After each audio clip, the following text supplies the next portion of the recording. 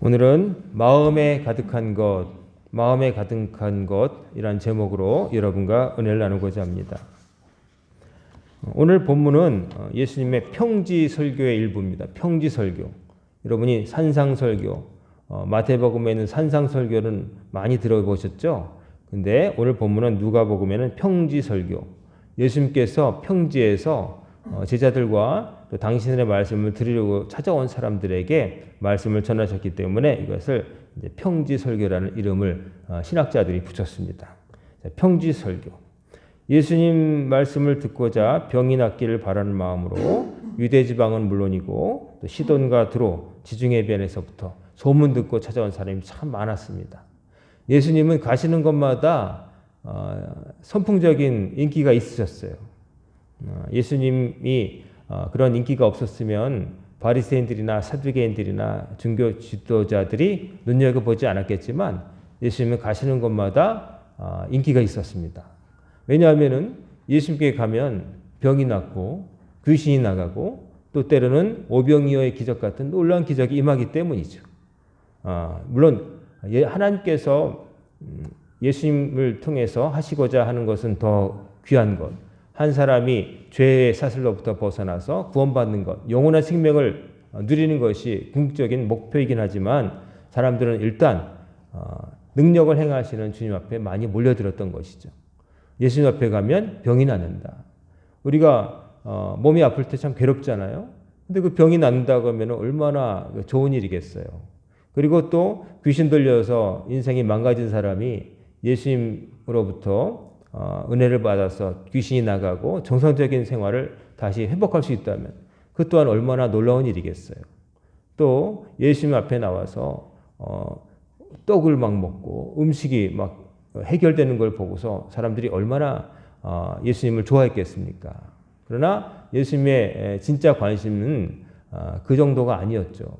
사람이 아무리 잠깐 병이 났고 사람이 또 제정신이 돌아와서 이 땅에 살고 또 사람이 하는 일이 좀 잘 된다고 하더라도 그것이 구원은 아니거든요. 이 땅에 우리가 영원히 머물 수는 없는 것이기 때문에 이 땅에서의 삶은 물론이요, 이어진 다음 삶, 하나님 나라에서의 삶까지 이어지게 하시기 위해서 예수님은 오셨기 때문에 예수님의 진짜 관심사는 이 땅의 떡이 아니라 영원한 생명, 당신을 주심으로 인해서 모든 이가 죄악의 사슬로부터 벗어나 하나님의 자녀로서의 모습을 회복하고 아버지 나라에 들어가서 영원히 고통도 없고 눈물도 없는 곳에서 주를 찬양하며 사는 새로운 삶을 살기를 원하신 것이죠. 하지만 사람들은 일단 예수님께서 행하시는 기적과 치유 이런 것들에 매료돼서 예수님 곁으로 몰려들었습니다. 몰려들었을 때 예수님은 그런데 그 사람들이 다 기대하고 있을 법한 그런 것보다 실은 다른 얘기를 많이 하셨어요. 즉 아주 기상천외하고 놀라운 것, 정말 말도 안 되는 것 같은 그런 말씀을 하신 게 아니라 누구든지 듣게 되면은 수긍하게 되고 자기를 깊이 생각하게 되고 내가 똑바로 살고 있는지 내가 하나님 앞에서 이렇게 계속 살아도 될는지를 고민하게 하는 말씀을 많이 하신 것이죠. 즉 자기를 돌아보게 하는 말씀을 하신 겁니다. 각 사람이 자기를 돌아보게. 나는 정말 살고 있는가? 숨쉬고 밥 먹고 일한다고 내가 사는 것인가? 이 삶이 영원한 것도 아닌데 그 다음은 어떻게 될 것인가에 대해서 생각하게 만드신 거죠. 여러분과 저도 그저 이 땅에서 잘 먹고 잘 살다가 그냥 무덤에 묻히는 것을 목표로 한다면 이 자리에 있지 않아도 됩니다. 이 시간에 헬스클럽을 가서 땀을 흘리고 또 돈을 잘 벌게 해준다는 재테크 잘하는 사람 강의를 듣든지 아니면 뭐 여러분이 즐거워하는 것을 취미 활동 하든지 뭐 아니면 평일날 못 잤던 잠을 자든지 뭐 딴 걸 하면 됩니다. 아니면 돈을 덜 벌든지. 그러나 여러분 그런 것과 상관없는 세상 사람들이 볼 때는 지극히 비효율적이고 별로 좀 심하게 말하면 쓰잘데없어 보이는 일을 위해서 여기 와 있어요. 하나님 앞에서는 그런 게 아니지만 세상 사람들이 볼 때는 하나님을 믿지 않는 사람들 볼 때는 너무나 비효율적이에요. 이 시간에 가게 문을 열어서 돈을 벌면 현금이 주머니에 들어오는데 이 시간에 몰렸던 잠을 자고 푹 쉬면은 좀 더 내가 좀 맑은 정신으로 딴 일을 할 수 있을 텐데 이 시간에 일하느라 바빠서 하지 못했던 취미생활하면 정말 재밌을 텐데 인생이 즐거울 텐데 뭐 세상 사람은 그렇게 생각하겠죠. 게다가 와서 또 내가 사회에서 피땀 흘려 번 또 월급의 일부를 교회에 이렇게 낸다. 이거 말이 안 되는 거죠. 세상 사람들 하나님을 믿지 않는 신앙이 없다면은 정말 말이 안 되는 일을 하는 겁니다. 비효율적이고 또 아무짝에도 쓸모 없어 보이는 일인 건데 그러나 그것은 그들이 모르는 것이죠. 하나님을 믿는 사람과 안 믿는 사람은 이렇게 다른 것입니다. 세상 사람들의 관점에서 볼 때는 정말 믿는 사람들의 행위가 말도 안 되는 거예요. 아니 힘차게 막 다 경쟁하는 사회 속에서 지금 막 달려도 시원찮을 텐데 저러고 있어. 말이 안 되는 거죠. 하지만 여러분과 저는 왜 그들이 보기 어리석어 보이는 일을 하고 있습니까? 진짜 어리석은 것은 우리가 아니기 때문이죠. 그들이 바라고 쫓아가는 그 목표들, 잠시 갖고 있다고 하는 것들이 영원한 것도 아니고 그런 것들 속에 우리의 진정한 만족과 평안이 깃들 수 없다는 것을 우리는 인생의 어느 순간인가 깨달았기 때문이죠. 그래서 그게 다 진짜 의미 없다는 것을 알았기 때문에 적어도 몰랐어도 약간 의심이 되기 때문에 주님 앞에 나온 것이죠. 하나님을 믿는 것, 신앙생활을 한다는 것은 남들이 하는 것에 섞여서 그냥 같이 하는 게 아니라 철저하게 나는 어떻게 될 것인가에 대한 관심에서부터 출발합니다. 나는 어떻게 될 것인가? 옆자리에 있는 사람 누가 어떻게 될 것보다 지금 나에 대해서 생각하는 나는 어디서 와서 어디로 갈 것인가? 나는 이렇게 살아도 되는가? 내 인생에 의미는 있는가? 내가 가고 나는 다음 그 자리는 내가 아름다울까? 뭐 여러 가지 이런 남들은 잘 안 할 생각들을 좀 할 때에 하나님을 찾게 되는 것이죠. 또 인생의 어느 순간인가 정말 지난 시간에 말씀드린 것처럼 땅바닥에 떨어져 봤을 때 더 나가서 입안에서 쇳물, 피 냄새 날 정도로 꼬꾸라져 봤을 때 하나님을 찾게 되는 것이죠. 이 세상에 내 마음대로 되는 건 하나도 없구나. 내가 하는 게 아니구나. 내가 뛴다고 해서 빨리 가는 것도 아니고 내가 느린 것 같아도 또 이상하게 어느 때는 내가 빨라지게 된 경우도 있는 것 같고 알쏭달쏭 내가 모르는 것이죠.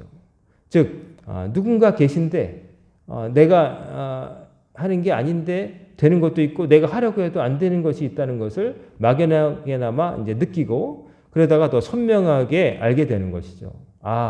하나님이 주관하시는구나.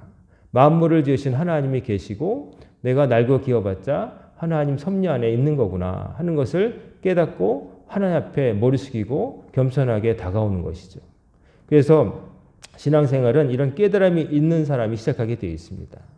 예수님 앞에 나온 사람들이 처음에 기대했던 것은 즉각적인 것, 막 지금 삶에 직접적으로 내 그냥 확 도움이 되는 것, 내가 지금 바라는 목표를 단번에 이루어주는 것, 뭐 이런 거를 생각하고 왔겠지만 예수님께서 말씀하신 것은 더 그들이 볼 때는 요원해 보이고 뜬구름 잡는 것 같이 보였지만 그러나 사실은 예수님이 말씀하신 것은 지금 당장 내 삶에 가장 필요한 걸 그걸 얘기하신 거예요. 지금 당장 바꿔야 될 거. 어느 순간부터 바꾸는 게 아니라 지금 당장 내 삶을 바꿔야 되는 거 그걸 얘기하신 거예요. 더 절박한 얘기를 하신 것이죠. 하지만 사람들은 그런 얘기를 들을 때 절박하다고 생각하지 않아요. 그냥 어느 때인가 내가 시간 좀 나고 나이 들고 여유 있으면 그때 좀 해볼까 하는 생각? 뭐 이렇게 생각해요. 혹은 다르게 말하면 그냥 좀 내가 여유가 있을 때 할 수 있는 생각이지 당장 내가 배고파 죽겠는데 무슨 그런 거 생각하겠느냐.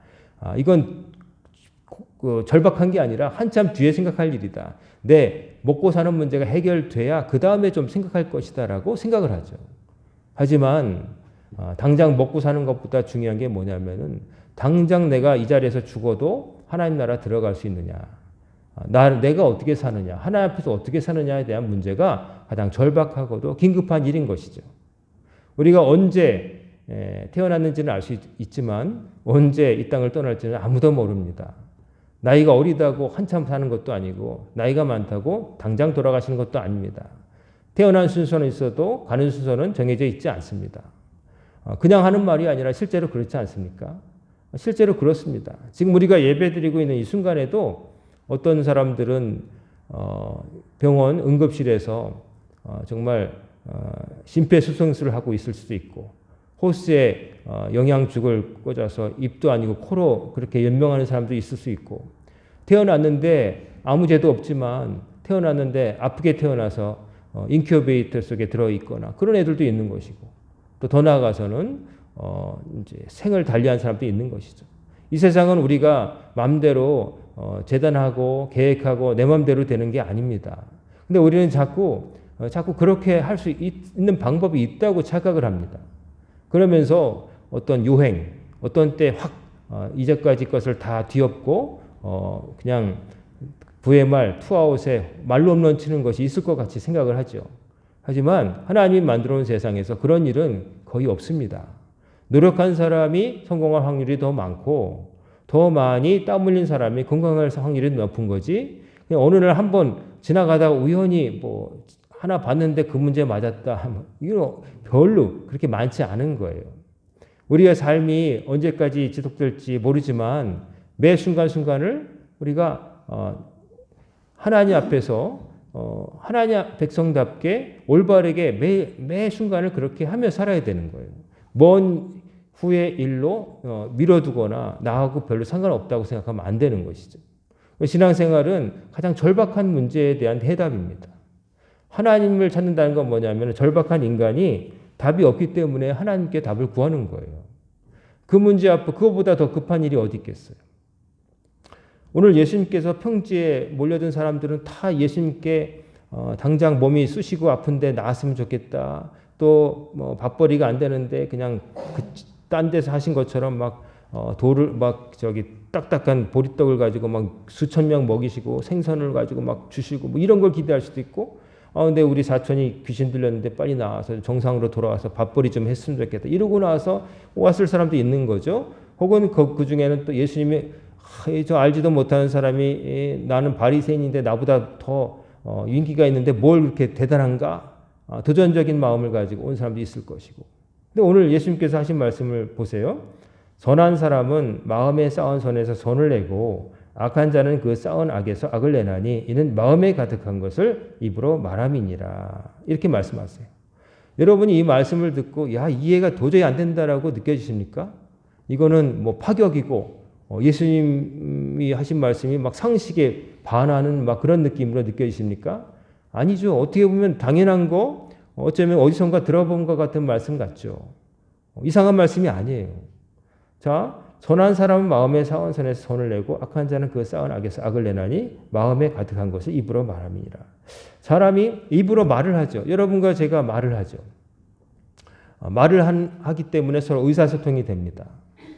물론 똑같은 말을 한다고 해서 정확히 100% 의사소통이 된다고 보장할 수는 없지만, 그러나 그래도 우리가 말이 통하니까 뭐 연장 가져와 그러면 망치 가져오면 망치 가져오고, 또 뭐 젓가락 가져와 그러면 젓가락 가져오기도 하고, 나 기쁘다 왜 기쁜데, 나 슬프다 왜 슬픈데, 이 얘기가 통하는 것이죠.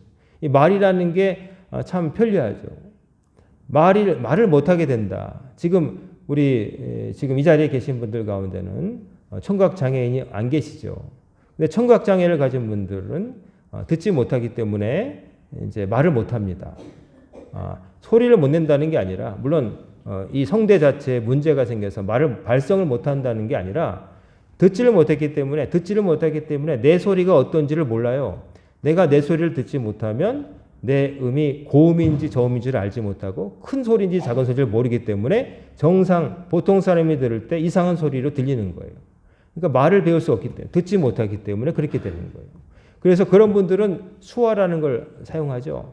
그래서 청각장애인 분들이 수화로 대화하는 걸 보면 여러분 정말 뭐랄까요, 손이 쉬지를 않습니다. 그냥 이게 거의 우리가 가끔 텔레비전에서 보면 아주 하나 또박 막 이렇게 하나씩 얘기하는 것 같지만, 진짜 청각장애인 두 분이 수화로 대화하는 걸 보면요, 손이 안 보여요. 막 그냥 근데도 알아봐요. 하도 보니까, 늘 쓰는 걸 쓰니까. 근데 이제 대화를 하면서 손으로 하는데 그래도 말만큼 안 되죠. 우리가 쓰는 말만큼은 안 되죠. 그래서 청각 장애를 가진 분들이 성격이 급하답니다. 왜냐하면 자기도 답답한 거예요. 내가 이걸 표현해도 상대편이 못 알아들을 때가 있기 때문에 막 이렇게 하다가 못 알아들으면 막 이러는 걸 봤어요. 가슴을 쳐요. 둘이서 같이. 옆에서 보면 보는 사람도 답답하죠. 왜 답답한지 모르니까. 근데 자기들끼리는 답답한 거예요. 난 이걸 얘기하는데 저 사람은 딴 얘기하고 있는 거예요. 우리가 말이라는 게 하면 이렇게 편리한데 이 말은 그러면 뭘 하는 기능일까? 내 생각을 표현하는 거죠. 타인에게 특별히 전하는 거죠. 타인에게 전할 말이 없으면 내가 생각만 해도 되잖아요. 근데 말이라는 거는 상대편을 전제로 해서 내 마음을 전하는 거예요. 나는 이런 생각을 하고 있다. 나는 이런 데 관심이 있다. 이걸 전하는 거죠. 그렇기 때문에 말을 통해서 우리는 상대편을 파악할 수가 있어요. 아주 그냥 형식적으로 볼 때 말을 통해서 우리는 저 사람이 한국 사람인지 외국 사람인지를 판단할 수가 있죠. 그리고 또 사투리를 통해서 이 사람이 경상도 사람인지 전라도 사람인지 충청도 사람인지 강원도 사람인지 아니면 뭐 탈북민인지 연변 사람인지 재미교포인지 뭐 이런 것도 알 수 있어요. 단순히 그 형식만 가지고도. 그리고 더 나아가서 같은 모국어를 쓰고 있다고 할 때 저 사람이 하는 말을 들어보면 저 사람의 관심사가 어디 있는지 요즘 뭘로 고민하는지 뭘 좋아하는지를 알 수가 있어요. 사람은 자기가 요즘 관심 있는 것에 대해서 자꾸 떠들게 돼 있거든요. 부동산에 관심 있는 사람은 만나자마자 부동산 얘기합니다. 어디 아파트 뭐 청약이 뭐 됐다는 등, 누가 돼가지고 얼마를 앉아서 벌었다는 등, 또 어디 가면은 땅이 아직 싼 데가 있다는 등, 자나깨나 이제 땅 얘기만 하는 사람도 있고, 또 어떤 사람은 그냥 비트코인 뭐 가상화폐 젊은 친구들 가운데는 그거 해서 얼마 벌었다는 사람 있다. 뭐 정원까지 끌어모아가지고 이제 했는데 다 날렸다는 말도 하고 그냥 관심 있는 얘기를 하는 거예요. 사람이 또 이제 그 누군가에게 관심을 가지게 되면 상대편 아닌 딴 사람 얘기를 자꾸 해요. 야, 있잖아, 걔가 말이야. 그 걔라고 하는 그 사람에 대해서 자꾸 말한다는 건 뭐냐면은 말하는 그 사람이 그 걔라고 자기가 표현한 그 사람에 대해서 지금 관심이 있다는 거예요. 좋든지 나쁘든지, 미워하든 좋아하든.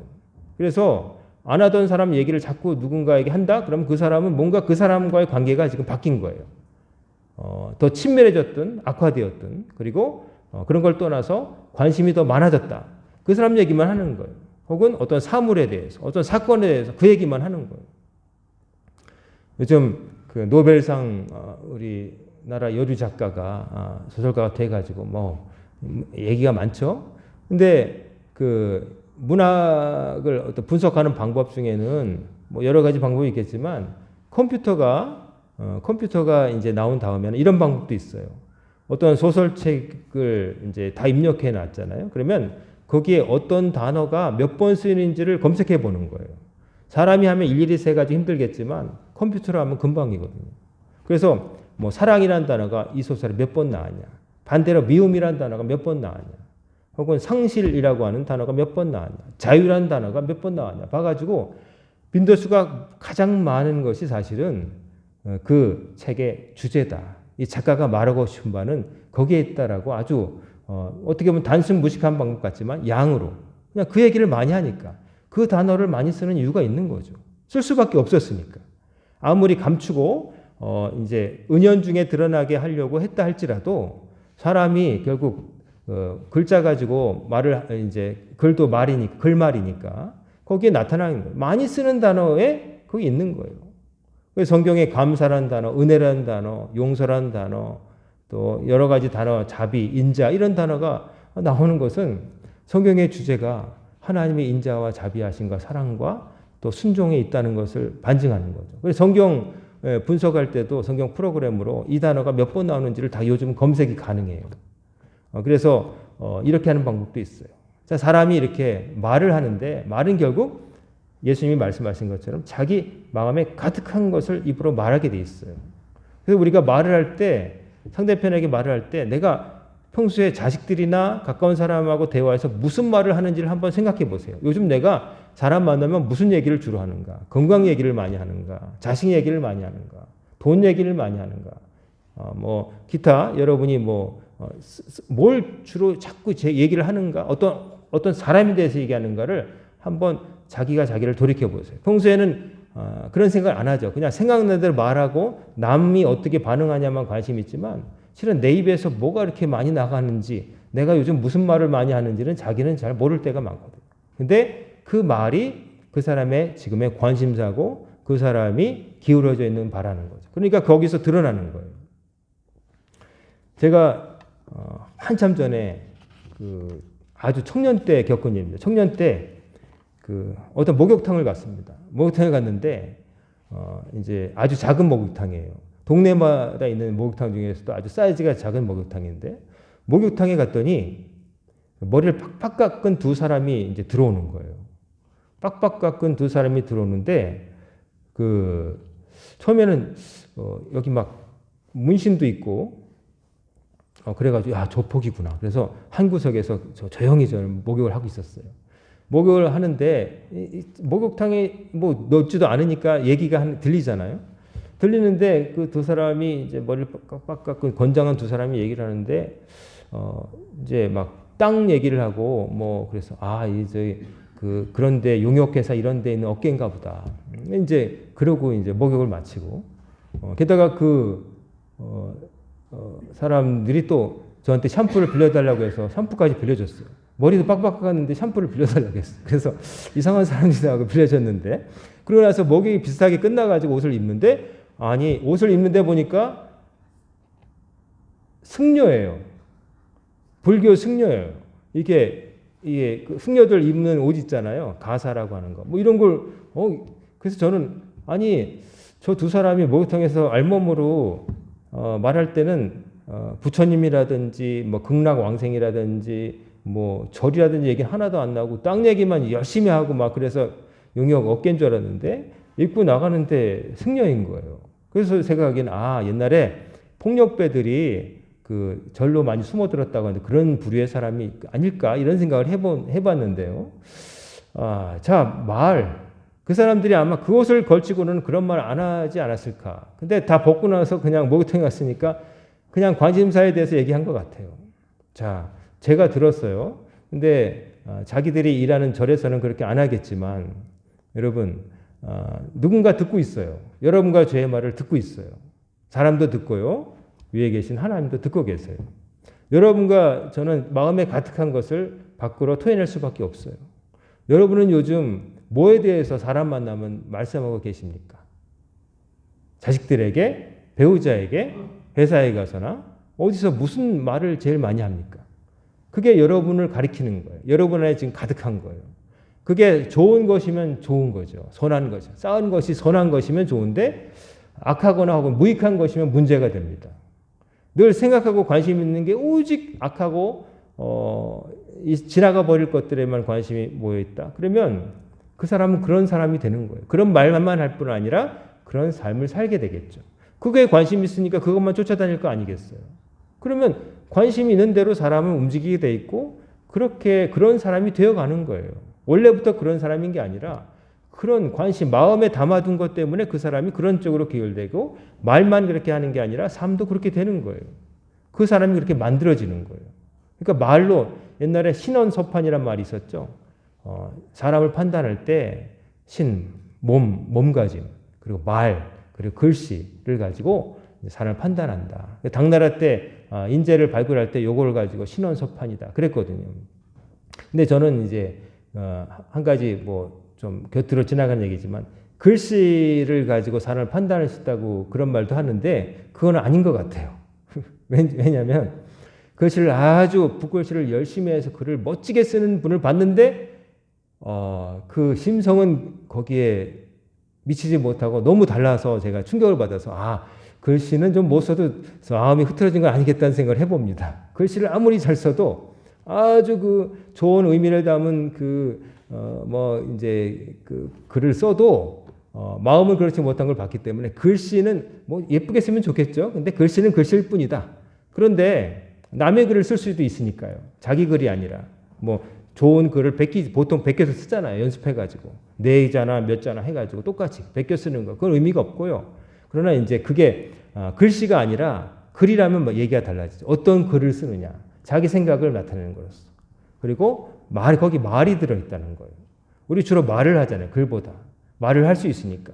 그 말이 판단의 근거가 된다는 거예요. 나는 어떤 사람인가를 드러내주는 이름표 같다는 것이죠.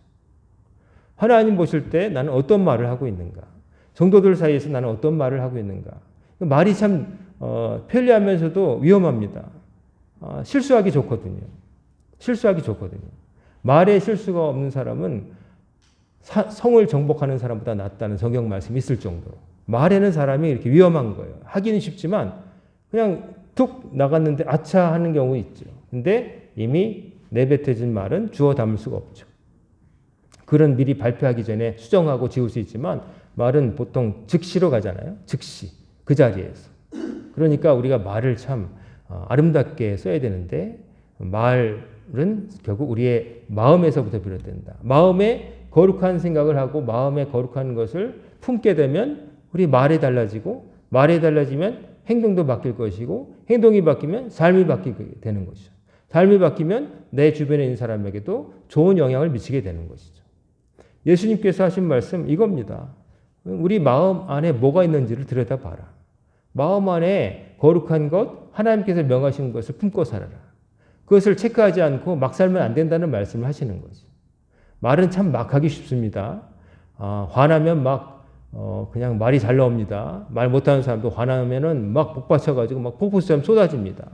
그러고 나서 후련할 수도 있지만 나중에 그 말을 하지 말아야 했는데 하는 말도 참 있게 되는 것이죠. 말 한마디로 천냥빚도 갚는데 반대로 말하면 말 한마디로 천냥빚도 지는 거예요.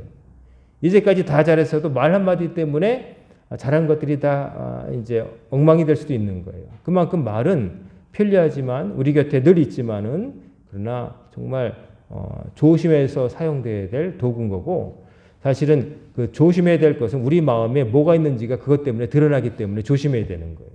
우리 마음에 고상한 것만 있고 좋은 것만 있으면 떳떳하겠지만 그렇지 못할 때도 있잖아요. 그러니까 감추고 사는 거고 억제하기도 하고 고치며 사는 건데 말로 그냥 극 해가지고 다 드러나 보이면 이루 말할 수 없는 수치도 당할 수 있는 것이고 더 나아가서는 말보다도 마음까지 읽으시는 하나님 앞에서 우리가 떳떳하지가 않은 것이죠. 여러분과 저는 하나님 앞에 좋은 마음으로 깨끗한 마음으로 살아야 될 줄로 믿습니다. 하나님이 가르쳐 주신 대로 예수님께서 보여주신 대로 선하게 하나님을 두려워하면서 내 삶의 주인은 내가 아니라 하나님이시라는 걸 인정하고 그 다음에 우리가 더불어 사는 사람들을 서로 사랑하며 존중하며 이용의 대상으로 삼는 게 아니라 그 사람도 나만큼 중요한 사람이라는 생각을 가지고 선하게 대하며 살라는 거.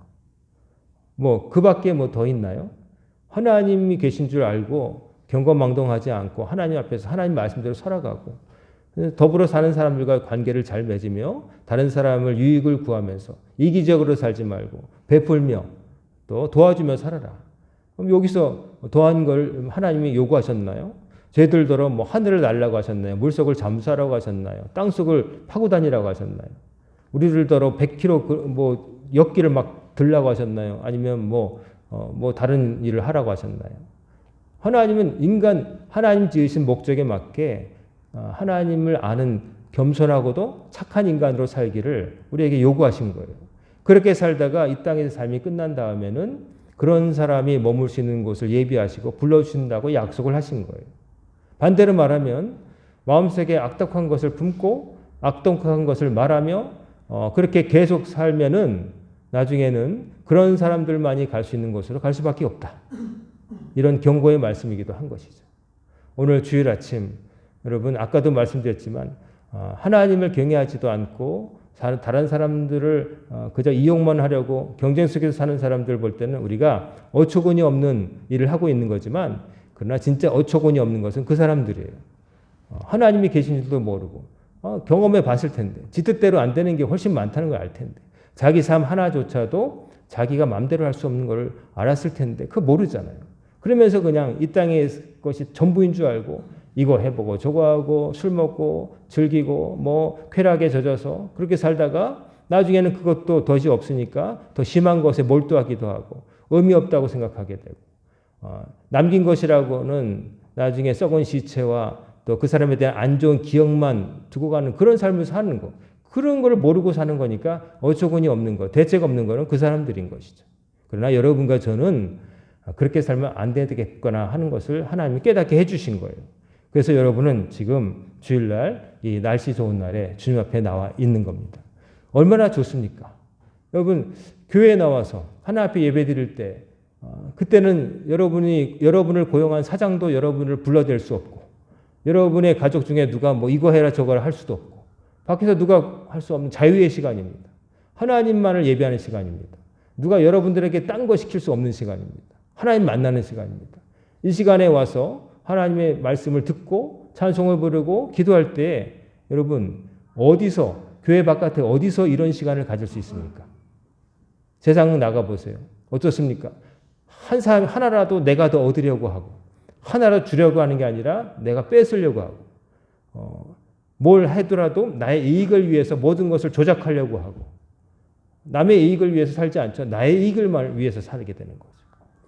그 좋지 않은 삶을 사는 거죠. 보람 없는 삶. 그 잘했다고 말할 수 있는 부분이 요만큼도 없고 의미도 없는 삶. 그저 정신없이 달렸는데 왜 어디로 달렸는지도 모르는 삶 사는 거예요. 그 세상이 그런 거예요.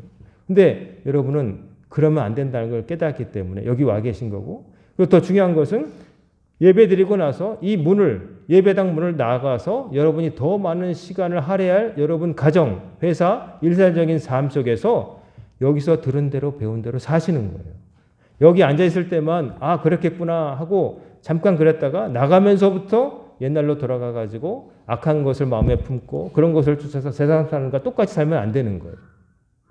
여러분들이 교회 안에서 24시간 살기 위해서 사는 게 아니잖아요. 교회 와서 하나님께 예배 드림으로써 나머지 여러분이 교회 바깥에 예배당 바깥에서 살 여러분의 더 많은 시간을 하나님 백성답게 똑같이 살기 위해서 여기서 힘을 충전받고 나가시는 거예요. 그래서 거기서 삶이 여러분 성경대로 살아야 되는 거예요. 교회 왔을 때만 앉아 있을 때만 신앙인이고 밖에 나가면 그냥 생활인으로 살면 안 되고 어디 가서나 여러분은 신앙인으로 살아야 되는 거예요. 그것이 우리 교회가 있는 존재 이유입니다.